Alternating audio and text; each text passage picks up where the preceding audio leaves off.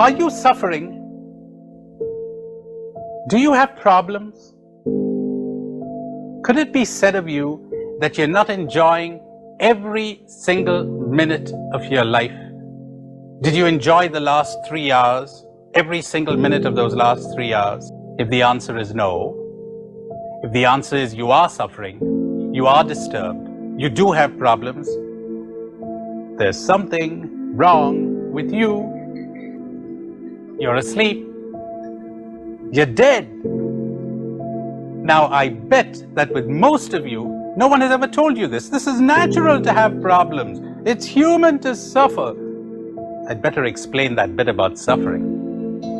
You know, you could be in pain and suffer, or you could be in pain and not suffer. There's a great master who was asked by his disciples, what did enlightenment bring you? And he says, well, before enlightenment, I used to be depressed. After enlightenment, I continue to be depressed. But there's a big difference.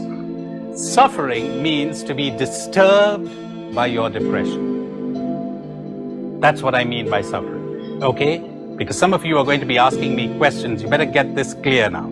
Suffering means to be disturbed by your pain, by your depression, by your anxiety. It's quite likely that as you embark upon this way of prayer, in the beginning the depressions will continue to come and the anxieties will continue to come.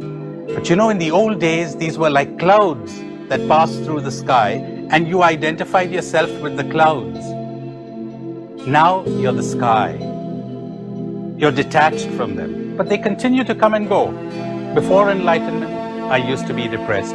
After enlightenment, I continue to be depressed. Where do you think suffering comes from? People say from life. Life is tough.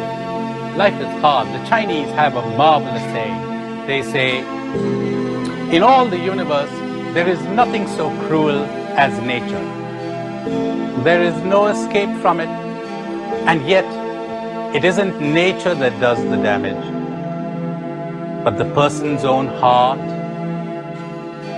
That's where the suffering comes from. It isn't life that is hard on you, it is you who take it hard. Last month, somebody in New York told me that there's an African tribe that when they sentence people to death, they don't have the gallows, they don't have the executioner's axe, they don't have any electric chair. You know what they do? They banish them. You are sent into exile, and within a week, the man or the woman dies. They just die. What do you think killed him? He killed himself. His programming killed him. His way of looking at that banishment, that's what killed him. You know, this comes as a big shock to people who've been praying for decades, but never saw this. That's one of the dangers of prayer. It might prevent you from getting the fire. Apply this to yourself. I'm going to go slowly now, okay? So, think, even as I talk.